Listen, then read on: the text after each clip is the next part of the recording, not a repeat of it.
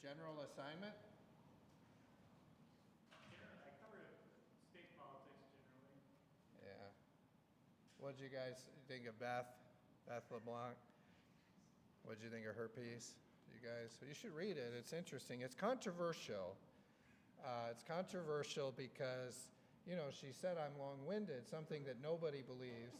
You don't think I'm long-winded? No. It's opinion journalism. And then she had a lot of really controversial things to say about the Rudy hearing. I got thousands of emails about the Rudy hearing from people. I mean, ask Kyle Olson, he knows. A lot of people thought the Rudy hearing really was important in terms of getting credible information about the 2020 election before the public. So there was some opinion journalism there. And then you notice Beth, I mean, she talks to so many of my adversarial people, very adversarial people, and you notice they all said positive things. I mean, Governor Whitmer took the initiative to put out a statement about me in the piece. You know, normally they say no comment or whatever, right? You know, she put out a statement that was very positive about me. And I think Beth thought she was going to get something negative, and she didn't. She got a positive statement. Mayor Duggan made a very positive statement saying that I turned things around because we're Republican leadership going into Detroit, and By the way, did you see, and no one's reporting on this, by the way, Craig, nobody's reporting on this. No one has said we got more votes for the Public Safety Trust Fund out of the Democrat caucus than Joe Tate did. I mean, it passed 104 to 4. Many more votes out of the Democrat caucus and the Republican caucus because we brought people together. And to remember, I mean, you guys were here with me. We came up here with Chief Bettison, and we did a press conference here.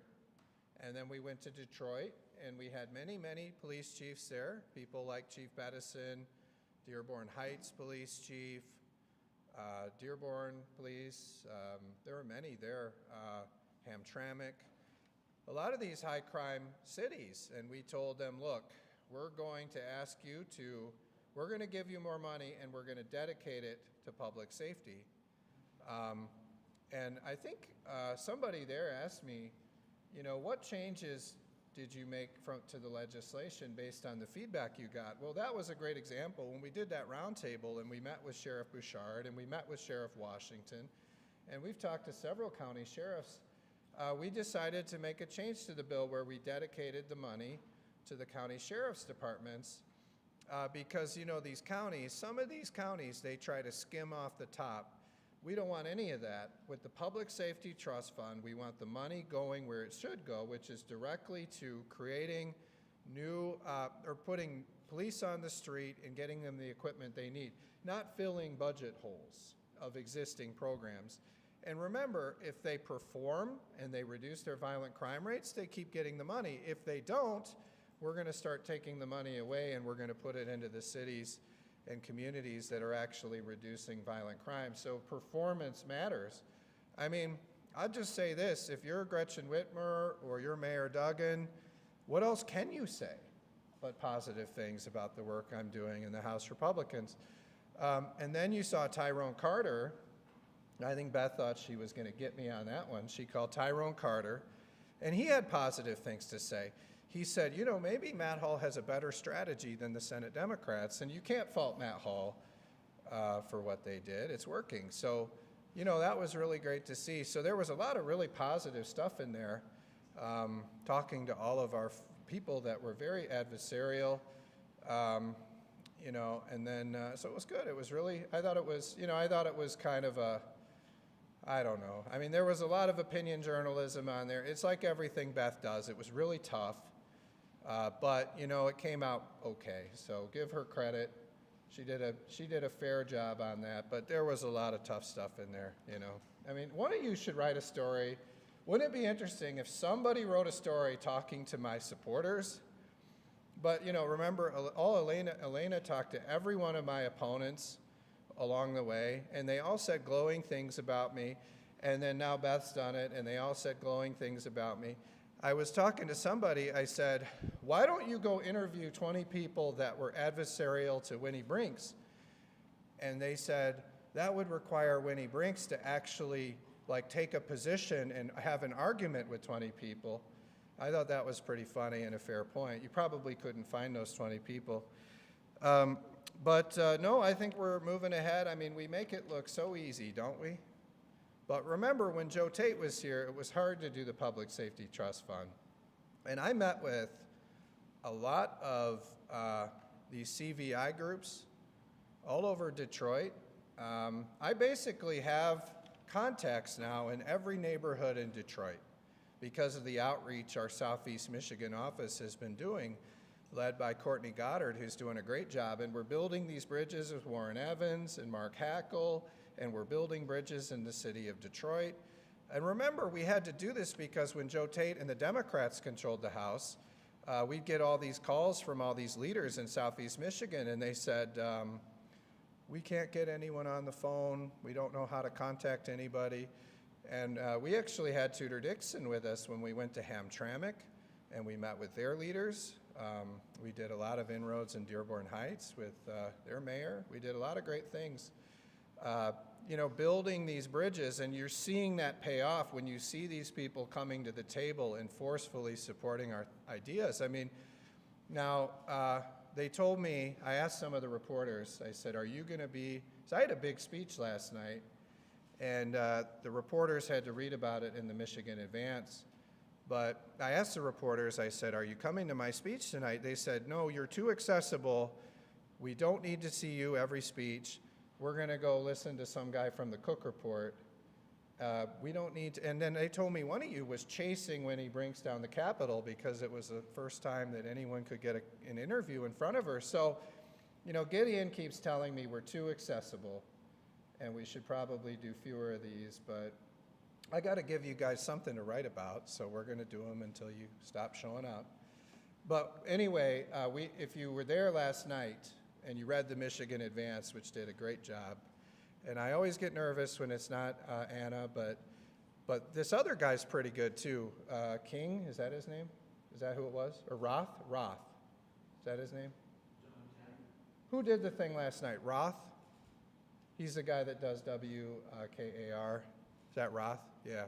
He did a pretty good job. I always get nervous when it's not Anna, but Roth did a pretty good job. And what he pointed out is Mayor Shore, your Lansing mayor, he was saying very positive things, and I said some positive things about him, but basically he loves the Public Safety Trust Fund.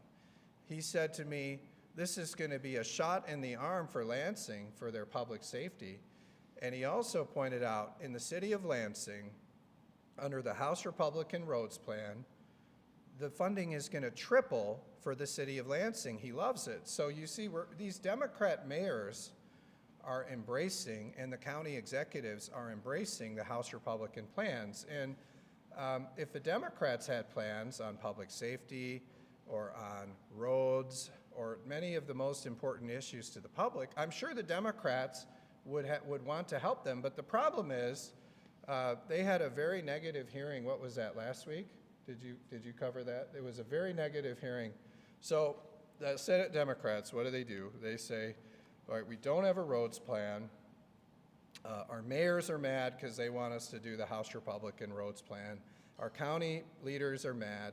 What are we going to do? And so what they did was they had a hearing to try to attack the House plan. And they tried to put all these poison pills in there in the hearing to try to kill the momentum on roads. It didn't work, but you know, it's very evident when you listen to them, they have no plan on roads. Still, they have no plan. They're just going to hate on the House Republican plan, which we're going to stop calling it the House Republican plan. It's actually the House bipartisan plan because Republicans and Democrats voted for it. I'm the only one who's put together a bipartisan roads plan, and it passed the House, every one of them. All we have to do is prioritize our local roads over the corporate giveaways and the earmarks. Now, if you were there last night, you heard, I mean, look, we've got a little roadblock. It's Sarah Anthony. And we all know Sarah Anthony loves Lansing. I mean, there was another bill, you know, they cut another ribbon on a city hall yesterday, and Sarah Anthony was there. Look, that's coming to an end. And I had to tell the Lansing Chamber this last night. This is coming to an end. The good old days of where Lansing just gets whatever they want, that's ending. And we're going to start looking out for the taxpayers of Michigan in this budget. We can't keep spending all of our money on corporate giveaways. You know, they tried to do that with Delta Township and GM. It didn't work. They sold it to a Korean company and exited. And we gave them $666 million, Craig. And then they just took the money and walked away, sold it to LG. It was amazing what they did, GM. And then you look at it, and they got so many earmarks in that budget. I mean, you see they're cutting the ribbon on a new city hall, all kinds of stuff. I just saw the Hip Hop Academy the other day. It's right downtown. I'd never seen it before. They stuffed that in the budget. And then you look at what they're doing. They even have this program that Sarah Anthony came up with where they're just paying out grant money in lieu of government workers working, because you notice even the Grand Rapids Pie Company closed. That's how bad it is here in Lansing. I was walking around the streets 2 days ago. I looked in all directions, and Jay DeBoyer talks about this a lot. I looked every direction. I saw 4 people in downtown Lansing. And so Sarah Anthony's plan is, let's just keep writing checks to the city of Lansing to keep all these businesses open. Well, I told her, I said, what if we just brought the government workers back? We could stop writing them checks from all of the taxpayers of Michigan because the state workers are at home, and we could just start, they could make money because there's actually people on the streets, the state employees. I mean, there are many, many empty buildings here. So they asked me, Mayor Shore asked me, Democrat mayor, he said, will you help us bring the state workers back? I said, yes, the state workers will be coming back. And I know you're doing a lot on that, Jay. Jay DeBoyer is going to find those state workers with the oversight committee. And you know, you're going to have a very good justification for working from home all the time.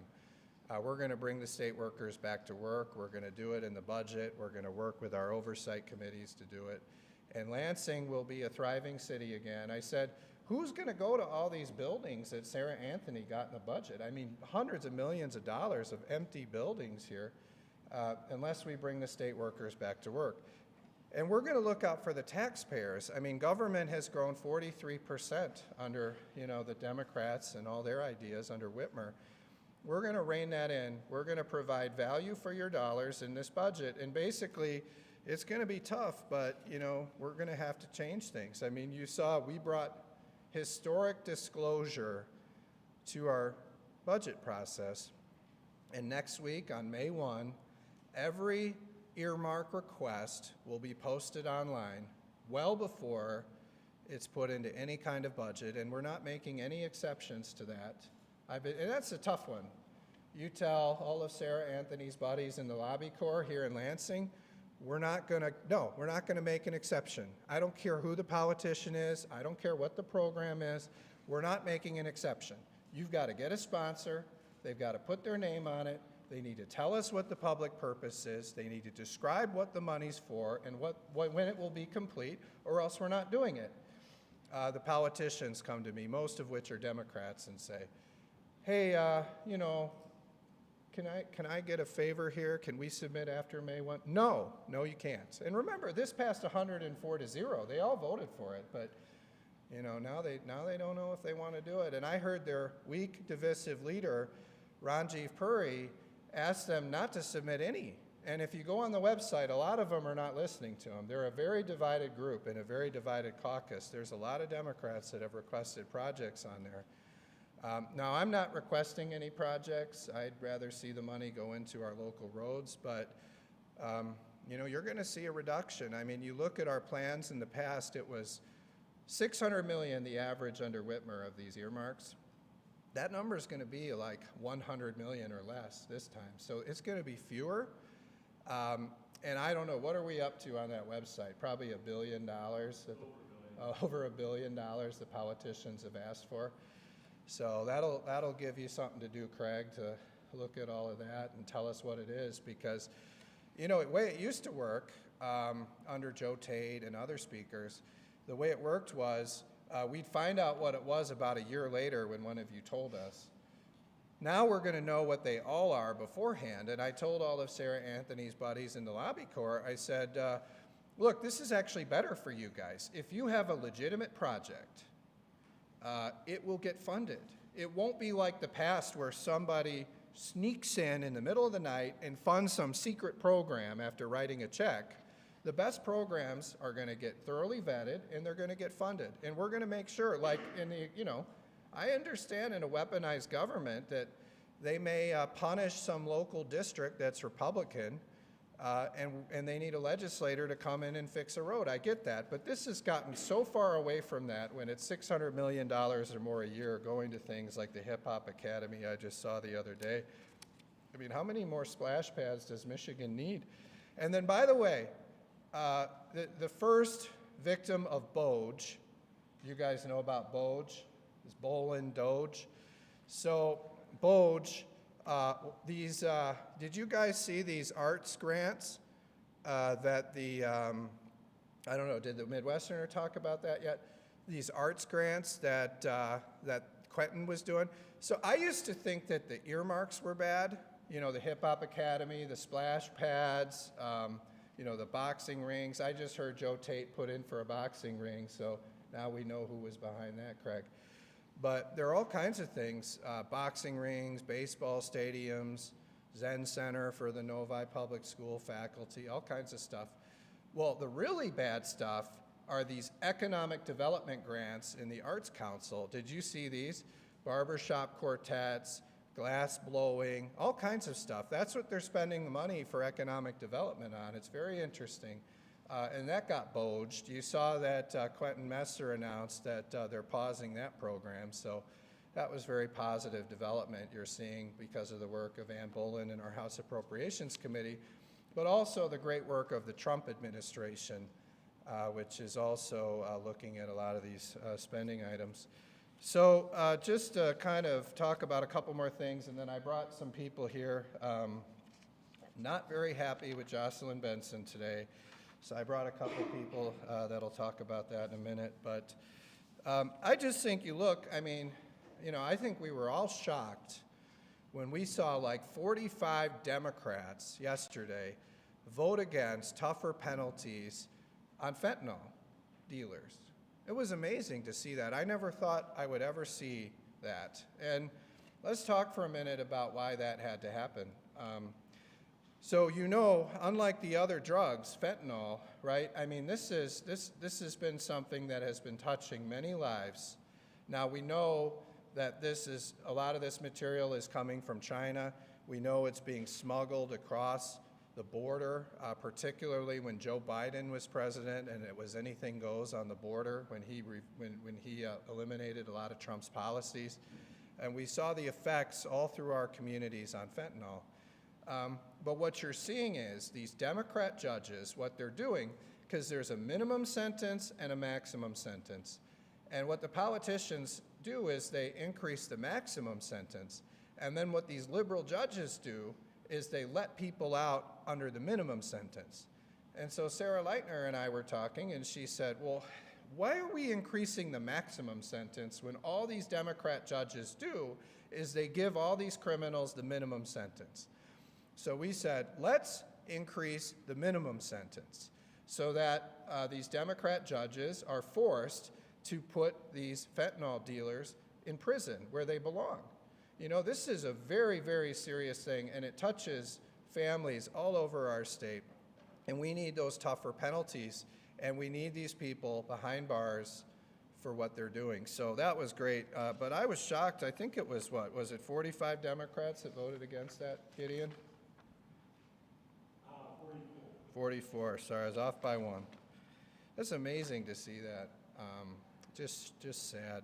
All because they want these fentanyl dealers out on the streets after the minimum sentence. It's amazing to see. It's sad. And I actually, maybe we should bring in some people who've had loved ones die from this and see what those 44 Democrats have to say about letting these fentanyl dealers out of prison.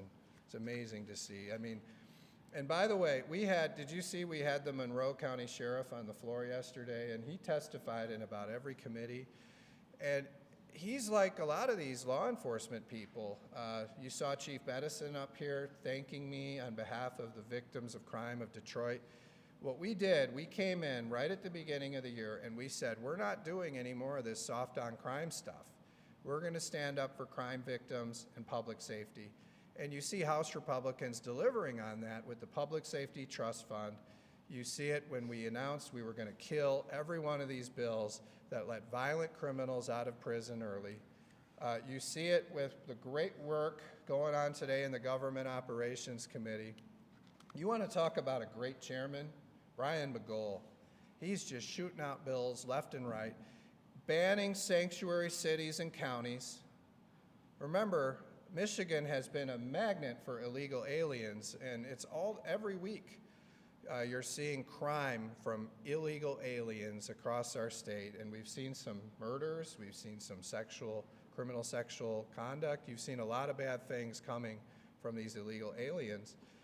And Michigan was giving them rental subsidies, Michigan was giving them free legal aid to defend their deportations. You see President Trump coming down hard on that kind of activity. He's doing a great job. And we're going to stop jurisdictions from harboring illegal aliens, and by telling their local government officials not to comply with ICE, whether that's their jail policies or whether that is just policies that have their law enforcement impede federal immigration law. And we're going to take their revenue sharing and we're going to tuck it away until they change their policies, and then they can get it. We're also going to stop the state from giving rental subsidies and other welfare to illegal aliens. If they want welfare, they can become citizens and go through the process to do it.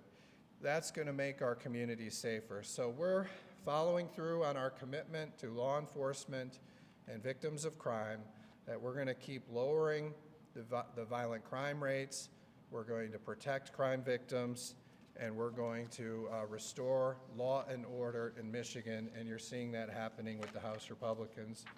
I'll just briefly talk a little bit. I don't know if you guys want to talk about it, but look, I mean, this was a very concerning development yesterday with Jocelyn Benson, and I'll just remind you, Jocelyn Benson has lost many lawsuits, and they'll talk more about that, but many lawsuits, and I don't know if you go back and you remember, but when she was giving instructions to a lot of these local clerks, she said that we should water down the signature requirements. Basically, a signature is presumed valid. Well, that's not what the law said, and when that got into court, she lost very badly on that issue. We want to see what the training manuals say now. Is she giving the correct instructions to the local clerks? And we could get this from any local clerk, I bet, but I don't want to do that because you'll see her and Dana Nessel prosecute that clerk to try to keep this information silent. But basically, let's look at your election training materials, and let's make sure that you're complying with laws and that you're training them properly. And Jocelyn Benson says, for weeks and weeks and weeks, I'll get that to you tomorrow, I'll get that to you tomorrow. Finally, the Oversight Committee had enough and issued a subpoena. Now we're hearing late last night that Jocelyn Benson will not comply with this subpoena. So we're concerned about that, and we're going to take action. And just like all those other lawsuits, Jocelyn Benson will lose again. We'll get the training materials, but it's going to cost a lot of money for the taxpayers. It's going to be a distraction. It's unfortunate. But this is symptomatic of what we've seen. I mean, remember in the 2020 election, we wanted her to come testify before the committee, and she stonewalled that until the legislative term ran out. So we've had a lot of challenges and problems with her office. So by the way, how do you guys like her new website? Do you guys like her new website? So I think we spent, and a lot of people think we should investigate this. I haven't talked to Jay about this yet, but we spent $9 million on the Secretary of State to create a new website, and the website is not usable or functional at all. I mean, in fact, there's less disclosure on that website when we file our campaign finance reports. They told me, Matt, they said, a lot less information will be available to the public. And then Jocelyn Benson wants all of your contact information so she can go on there and look at who is looking up her campaign finance information. That's my suspicion, but we'll find out why you have to fill that information out. I would just be very worried tomorrow, Craig. I mean, tomorrow's the campaign finance deadline. You might want to put some fake information on there if you don't want Jocelyn Benson to know what you're looking into, okay? I'm just warning you. What are you talking about? Inserting information? Well, I'm just saying, she's going to know what you're looking for, so you better be careful. Well, you have to give the name, and it's all password encoded, so just be careful on there, Craig. The rest of them know what I'm talking about. So it's a very bad website. Maybe instead of campaigning for higher office, Jocelyn Benson should fix her website. and maybe she could find the election training manuals, turn them over to the people of Michigan before she loses again in court, which I don't know. What do you think? It's probably the 10th time she'll lose in court. We'll get the materials, but we're going to hold her office accountable, and there probably are going to be many more subpoenas coming if she keeps doing this. But I'll turn it over to Jay DeBoyer and Rochelle Smith to talk more about this issue. How are you guys? Greg, how are you? Good article, by the way, there on the weaponization of government. I think the people of the state of Michigan appreciate the fact that the Republicans are going to look at that fourth branch of government, which is the departments and the bureaucracies that, frankly, operate completely autonomously. I think that's a very concerning thing for the rank and file tax-paying citizens of the state of Michigan. So I appreciate you writing that article yesterday about that. You know, it's concerning to me. Jocelyn Benson has flat out said, I'm just not going to comply with a subpoena. And there is exactly no basis in law for her to say that she does not or does not have to comply with that. We are operating within the rules and the statute provided for House and House oversight. We are doing it diligently. We are doing it openly. How many times did we request? Oh, at least Dang near 6, 8 times half a dozen times. over 5 months. And, you know, it's interesting. It's nice to say one thing, but if you pay attention, they do another. If you go back in your own stories, you will read her representation saying things like, we're sending them the information. Then you'll hear them say, well, we sent them the additional information. But now they're saying, we're not going to comply with the subpoena. Which one is it? Those are just talking points. Those are talking points being put out by an organization, by a Secretary of State, that claims, by the way, to be the most transparent Secretary of State in the history of the state of Michigan. And we have to go 5 months to get to a point after the Oversight Committee sent 2 letters just trying to be professional about requesting training manuals. And they didn't comply. So we sent the subpoena. And now they tell us they're going to thumb their nose at the duly structured organization that has the right to do oversight on government. That's not transparency. That's called stonewalling. So what you hear is, this is a witch hunt. This is political. What is political about the chair of elections, a former clerk, the chair of oversight, a former clerk, who have 2 very big responsibilities? Make sure that elections are being executed within the standards of the law. And when we ask for the information to be able to do that, we're told we can't have it. We're told we're a security threat.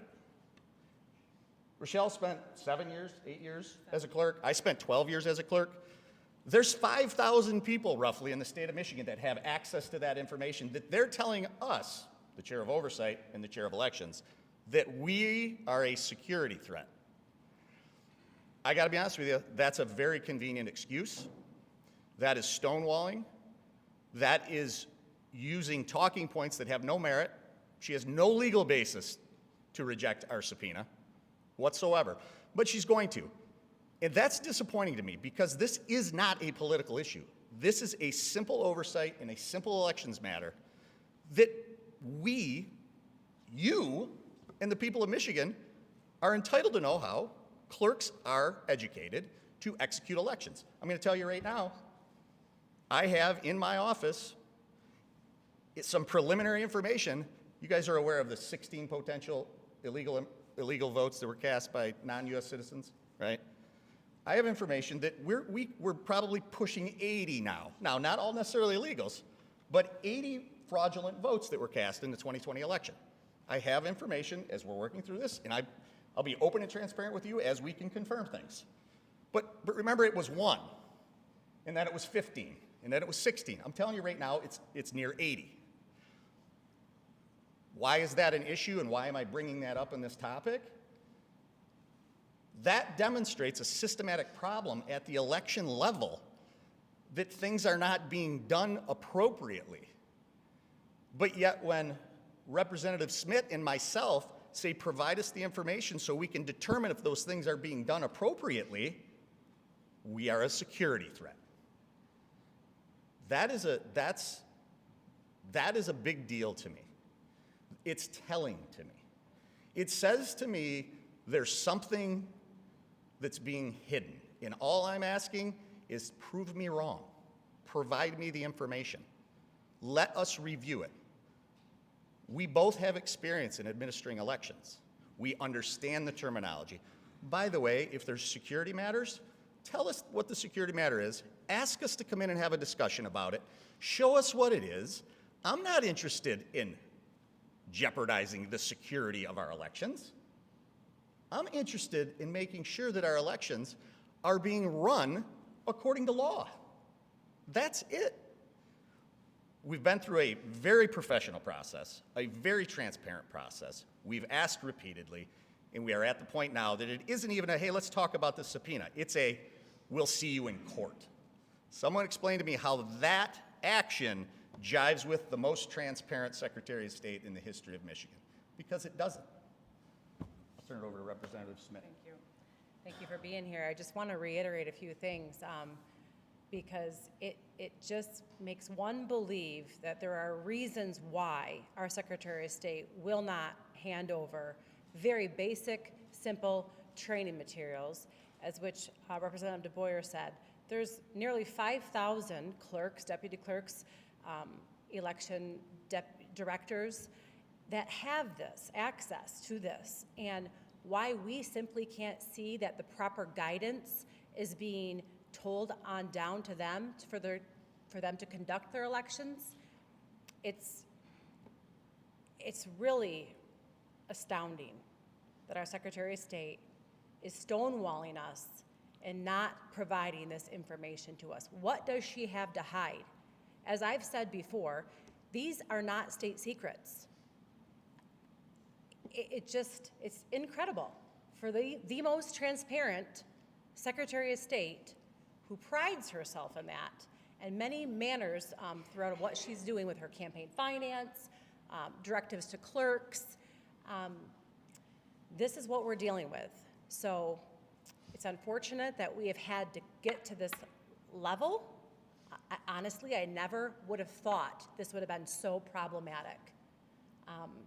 But here we are, and we're not going to stop pursuing this and making sure that we can get the information that is owed to us at our request. So thank you for being here, and I don't know if I want to turn it over to Speaker Hall again. Oh, sure, yeah. All right, well, no, I just thought you guys might want to talk about that blatant disregard for the law by Jocelyn Benson, and so we've got them here to address that. So if there are any questions, I'd be happy to answer them now. Any questions? Yeah. Can we go back to talking about bringing the state workers back? You said Oh, that yeah. the House Oversight Committee is going to be doing some work on that. What is that going to look like? When is that going to start? Who's going to be brought in? What subcommittees are going to Yeah, no, I know there, and it's not just them. We're gonna have the Appropriations Committee working on this too. And I see you're back here. You're a big Lansing Lugnuts fan. Is that a matching hat? Yeah. It's awesome. Wow, it looks good. But yeah, well, no, that's right. And when we bring the state workers back, that baseball stadium will be full again. You'll enjoy that. But anything you want to say, Jay, about? No, I would just say that, Yeah. really quick, thank you. We're just working through the process. We made this transition during COVID to remote work, and it just has been left in place. So I think my role as the oversight chair, I think it's important that I look at that as a policy and look at that as a behavior. There's no predetermined outcomes, but you can look at corporate studies all over the country, and without fail, corporate studies come back and say you lose efficiency, right? And I'm elected by the people of my district to come here and represent the district and the taxpayers of the state of Michigan. And efficiency is my number one priority with their tax dollars. So we are going to do our homework. We are going to look at the policies. And can I say that it's a blatant policy that in every case? Not necessarily. But I do believe that human nature is such that if you give an inch, a mile will be taken. And I think that we have to do our due diligence on this. And I do think that you have to remember the history of Lansing. Lansing wasn't a city that became a capital. Lansing was created as the capital. Its entire economic engine is based on the capital. And we've destroyed that economic engine here. In my opinion, destroyed that economic engine because nobody wants to step on anybody's toes or hurt anyone's feelings. So, yeah, we're going to do our homework on that. We're going to look into it. Yeah, and we're going to, we're going to make the departments justify the behavior of these state employees, right? Why are these state employees not at work? What are they doing? And unless there is a very good justification, they will be coming back to work when this budget is done. We're going to make that happen, and you're going to see a lot of activity in the Oversight Committee and the Appropriations Committee as we move forward on that. And, your mayor, Andy Shore, the Democrat, agrees with us, and many Democrats agree with us on this. And their solution of just sending grant money to keep businesses afloat because the state workers aren't working, that doesn't make sense. Yeah, back here. Yeah, it's not a secret that President Trump's going to be in Michigan next Tuesday. I just want to get your reaction on that and what you're hoping for him to talk about. Yeah, well, it's going to be a great celebration of 100 days of the Trump administration, having President Trump back in Michigan to talk about all of his accomplishments during that time. So, I think it says a lot about President Trump's commitment and how much he cares about Michigan that he's going to be here in Macomb County to send that message and discuss that message. And we see a lot of benefits. I talked earlier about all the problems and crime that are coming from open borders, and you see. I mean, in 100 days, President Trump has already solved much of that problem and secured our borders. You see him bringing manufacturing back to the United States through his smart tariff strategies. But also, we went up recently, myself and Governor Whitmer, to talk to President Trump about two very important issues. Selfridge Air National Guard Base in Macomb County, and also something that Jay cares a lot about. Jay DeBoyer, Ron Robinson, and Alicia St. Germain have all been working hard with me on that Air National Guard Base, Selfridge, but also protecting our Great Lakes from invasive species and the Asian carp. And I think you heard President Trump say right there in the Oval Office he was going to work with us on solving those two problems. And I thought it was really special he made that commitment public, not behind closed doors, but in public, that he was going to be supportive of those two things. So the fact that he's coming back to Macomb County in Michigan as a way to, and kick off, I'd say the fact that President Trump is coming to Michigan to talk about his first 100 days in office, and to talk about all the things he's doing to make life better for the people of Michigan. I'm just excited that he's coming, and I'll be happy to be there and support him and to hear what he has to say. Yeah, Simon.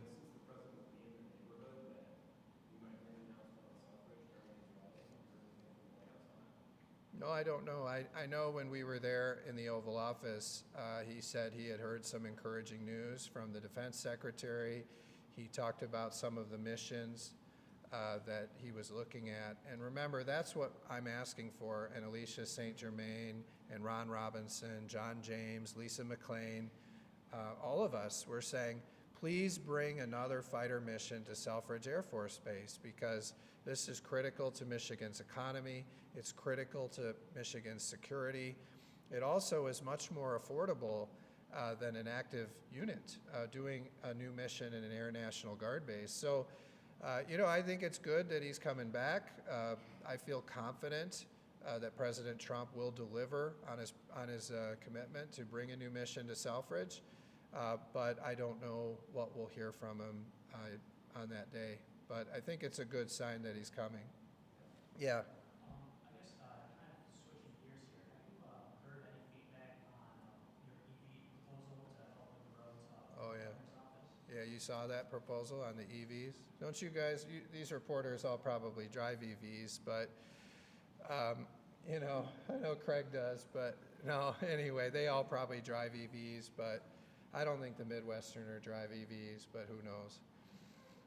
But anyway, I'll just say, unfortunately, the statistics show for the EV drivers that they're not paying their fair share. And it was funny, there was a group of these wacko left-wing environmental activists that were trying to convince us that like regular cars got like 60 miles to a gallon or something, and somehow they were all paying the same. It was pretty radical. You actually had these environmental wackos who were trying to argue that non-EVs got high gas mileage. It's very strange. They don't make that argument when they try to ban fossil fuels, but when they're trying to keep the taxes lower for their own cars, then all of a sudden the internal combustion engine cars have this very high fuel mileage. That was kind of interesting to watch, but if you look at what the experts said, the experts say that I think the registration fee is about $150 for the EV drivers on top of the regular fee. And the average driver in Michigan, I think, pays about $300 of gas tax at the pump. So the EV drivers are not paying their fair share. And I'll just say that you know, we've put a plan on the table and we've shown how you can fund your local roads without raising taxes. You just prioritize roads over more of Sarah Anthony's giveaways for the lobbyists in Lansing, and also the big giveaways for the most connected corporations in Michigan. You just stop that. You don't have to raise anybody's taxes. We just set better priorities in state government, and your Lansing Mayor, Andy Shore, loves it. It's going to triple the amount of money that goes into your local roads here in Lansing. It's going to double the amount of money over in Metro Detroit. That's why so many leaders, Republican and Democrats, support the House Republican bipartisan roads plan.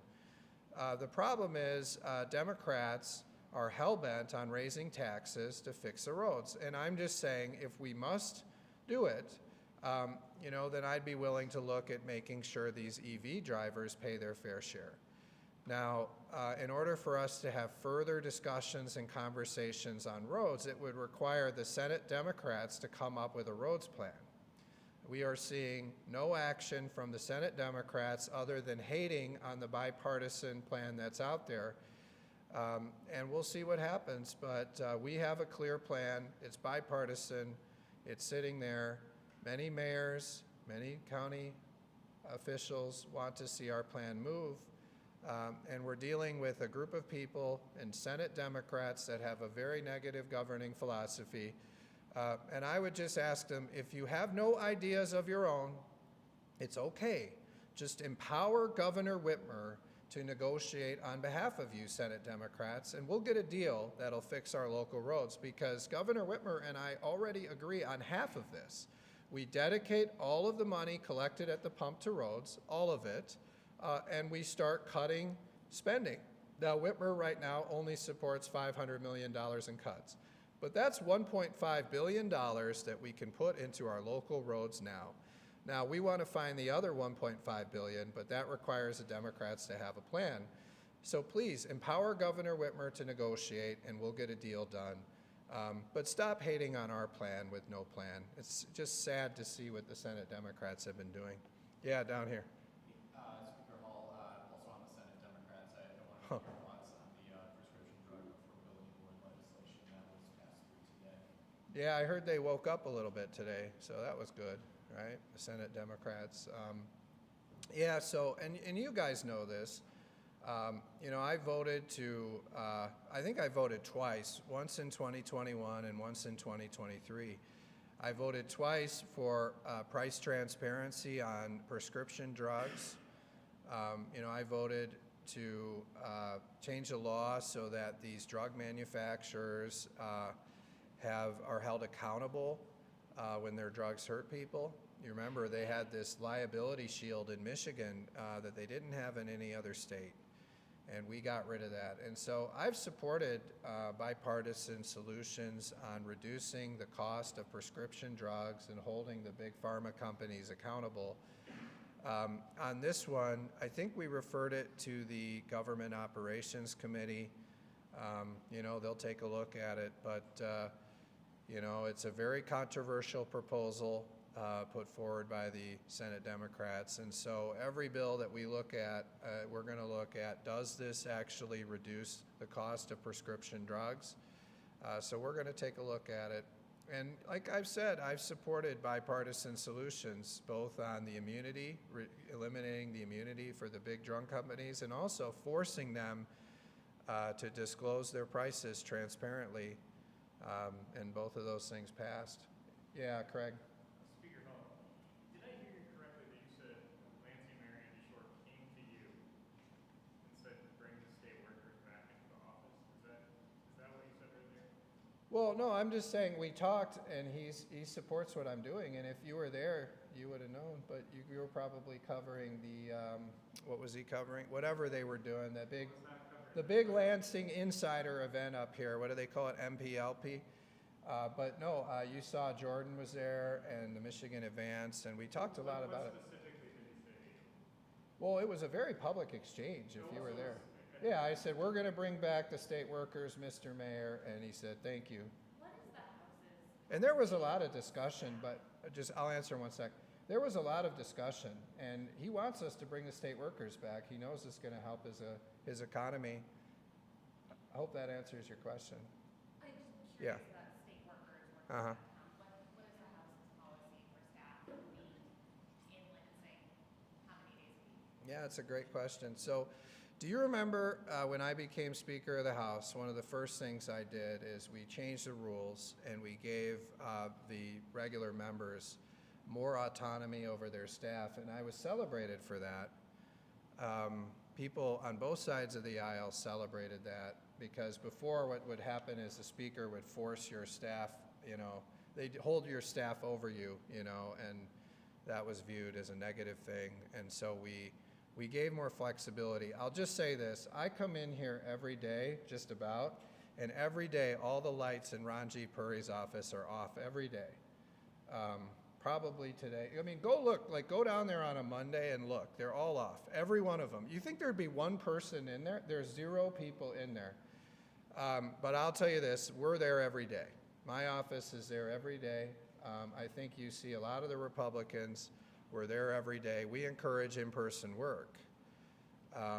Now the Democrats, they don't believe in in-person work, and you don't see any of their people here. But we've given those members the autonomy to manage their staff. That was something that we did. And actually, when I did it, I was applauded by both sides of the aisle for doing it. They said it was something we should have done a long time ago. So it's much like how departments currently operate, where they're allowed to decide when people need to be in? Well, everybody that works for me, direct, like my people, we make them work in person. Now, these Democrats and all these departments, none of these people, I mean, that's what the Oversight Committee is going to look into is anyone working in these buildings? And I don't think they are, honestly. I think it's, may I Yeah, just- go ahead, Jay. Yeah. I think there's an important distinction, though. My staff is in generally every day, but remember, I have a district as well, back home, that one of my employees is from there. So they are at district things with me, for me at times. So it's not the same. It's different. Now, I'm not making an excuse or a justification for people not coming to work. I'm saying to you that you actually have to measure apples and oranges, right? My in-district person is here most days of the week, but when there's things in district that I can't be because I have to be here, he takes care of them for me. So there is a little bit of a distinction difference between the staff members and just a general employee that has a job to do at an office. I think that's important to know. Yeah, and I would just say, you know, like I said, we're here.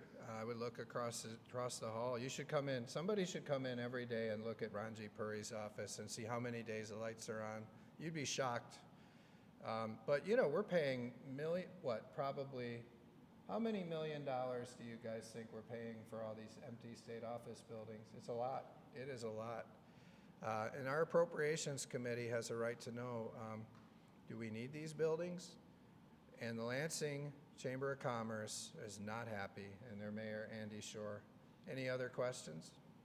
I like that you guys are focusing on this, because you remember I brought this up months ago, and there was so much going on we didn't get to talk about this. Yeah. Well, I got another issue now. Yeah, he's tough. He's on 9 and 10 every day, doing a great job. Appreciate it. But I was just wondering your thoughts on, this story was in the New York Times and has been some coverage the last few days. The Venezuelan immigrant who was deported from Detroit to El Salvador after accidentally taking the exit into Canada. His family and lawyers said that he was essentially disappeared and hadn't been heard from until DHS confirmed this week that he was sent to El Salvador. So just your thoughts there. Yeah, that's a really confusing turnaround there right by the border in Detroit, isn't it? Yeah, well, interesting. But yeah, I mean, you know, we need to enforce our federal immigration laws, and I would say that President Trump is doing that, right? President Trump campaigned on ending our border crisis, and you look at what's come as a result of that border crisis, all of the crime, all of the fentanyl, all of the lives lost. You know, we have many, many people here illegally. We don't know who they are. They are not eligible for the benefits. I mean, it's a mess. I mean, you look at all the housing problems that are being caused by illegal aliens all over the country. So illegal immigration was a crisis. President Trump has been securing the borders, and you see the border crossings decline quite a bit. And then you see the Department of Homeland Security and ICE, they're doing a great job deporting illegal aliens. And, you know, we want legal aliens here, but we want to know who they are. We want them to go through vetting. We want them to go through a process. And that it was the wild, wild west for many years. So, you know, that's what happened. But We've got time for just one more. okay, yeah, we'll see. Yeah, back here, he's tough. Just going back to the legislatively directed spending items question, I've noticed none of the senators on either side of the aisle have used that portal to submit spending Right. requests. How tough are you going to be enforcing that when it comes down to actually negotiating? Yeah, so if it's not on the portal, it's not getting funded in the budget. So it's as simple as that. What's your understanding of why Republicans in the Senate haven't been using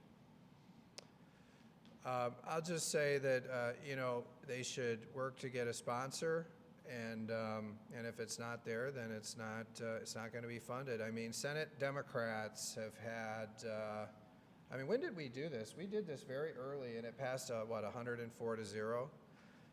And so we have a House rule that if it's not disclosed on our website, we can't vote for the bill. So we will not vote for a bill that has these programs in there that are not on our website, right? We're committed to disclosure of these projects in advance. And so I think what you see the Senate Democrats doing is they're either getting a House sponsor.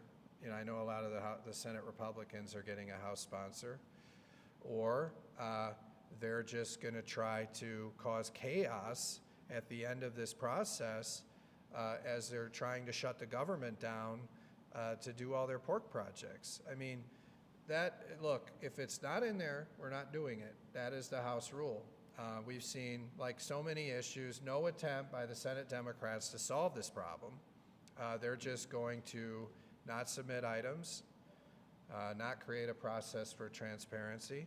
And by the way, Governor Whitmer has agreed with me that we need transparency. It's only the Senate Democrats that don't want transparency on earmarks because they want to shove so many unpopular items in the budget in the middle of the night right before the vote. So I just want to be clear. Sarah Anthony and the Lansing Democrats think that we're just going to do the same old thing with the budget. They're wrong. What they did to grow this budget 43% and make it an $84 billion budget or whatever it is, we're not doing that anymore. The House Republicans, we're looking out for the taxpayers in Michigan. No more. I mean, it used to be, you know, you had all these people up here. All they did was look out for Lansing, like Sarah Anthony. We're looking out for the taxpayers in Michigan, and that means transparency on earmarks in the budget. It means prioritizing roads over corporations, and it means reining in the spending to ensure that we get value for your tax dollars, and that's why we put these new rules in place. Anything else? This is a very, with the Trump administration recently throwing out some ideas to grow the operators, I'm wondering if Council Republicans had any ideas how to increase population in Michigan. I didn't hear you. With the Trump administration announcing some preliminary plans, ideas for growing, Oh, growing population, yeah, I'm wondering, and one of them is a $5,000 right, stipend in right. kids. Yep. Senate Democrats are interested in maybe a statewide program. Mm-hmm. Buying one, I want to say like $1,000. Yeah. Spend Trump's plan. Uh-huh. I'm wondering if Sure. Republicans have any Yeah. preliminary ideas. Well, thanks for bringing that up. So you remember Governor Whitmer had her Growing Michigan Together Council. We called it the Population Council. And the Population Council's purpose was to try to identify how to grow Michigan's population. And what they said was that we needed a coordinated economic growth plan for Michigan. That meant we don't have one, all right? Now, I thought it was very interesting. I was listening to Gretchen Whitmer's speeches the last few days when she did the Detroit Economic Club and when she did the one in Washington. And if you watch her, she says essentially that what we need at the federal level is a coordinated economic growth plan. Go back and watch what she said. She said something very similar. I thought that was very interesting, given that her own population council told her that we don't have one of those in Michigan. But what we're trying to do is we're trying to create that coordinated economic growth plan for the state. We came up with it in our mission for Michigan. Now, if you look at the mission for Michigan, we talk about making life more affordable. We do that by reversing the Democrat income tax hike and giving you value for your tax dollars. We focus a lot on public safety, and I talked about that, the Public Safety Trust Fund and many other ways to reduce violent crime in the state, okay? But the biggest thing that we need to do is to stop picking winners and losers and treat everyone equally and have good fundamentals and good customer service in this state for job creators. So that's why we're ending the big corporate giveaways. Rather than raise other people's taxes to give special giveaways to 8 or 10 companies that are the most connected companies in Michigan, if we treat everyone the same, we can provide more services to the public, we can give them good roads and infrastructure, and we can ensure that we don't have to raise anybody's taxes. And then when we talk about regulatory reform and permitting reform, what that really means is we want to give better customer service to the job creators of Michigan. We want to help them solve their problems and get to yes. If we can be a state that has a reputation for helping job creators solve their problems and to get to yes and to bring them here, we'll reduce the cost of a business in Michigan, of maintaining or running a business in Michigan. They'll be able to employ more workers, and they'll want to be here. If we have competitive tax rates in our state, we're going to attract a lot more people here. You look at what other states did during the pandemic, states with a coordinated economic growth plan. What they did was they cut their income taxes and they invested in infrastructure. What Whitmer did was Whitmer gave it all to the big corporations, and you read a lot of the reporting, they haven't created any jobs. It didn't work. So we're pushing a coordinated economic growth plan, and the other part of it is an education system that focuses on real life skills. And you see, we passed bipartisan legislation through the House that does that. So I'd say the House Republicans are working on that coordinated economic growth plan that the Population Council asked for. Something that no one but me talks about, by the way, is the Population Council. And I think you see President Trump looking at ways to do that at the federal level too. So thanks for that question. That's a great question. Gideon says I have to go. I'm sorry. Usually I answer every question. Ron Robinson, great work you're doing on Selfridge Air Force Base. You know, Ron is our leader on the veterans budget, and I know you've been a champion for Selfridge, and I know all the progress we're making with President Trump. We wouldn't be able to do that without your leadership in the House, so thanks for being here, Ron. Thank you. Thank you for your leadership. All right. Thanks, everybody.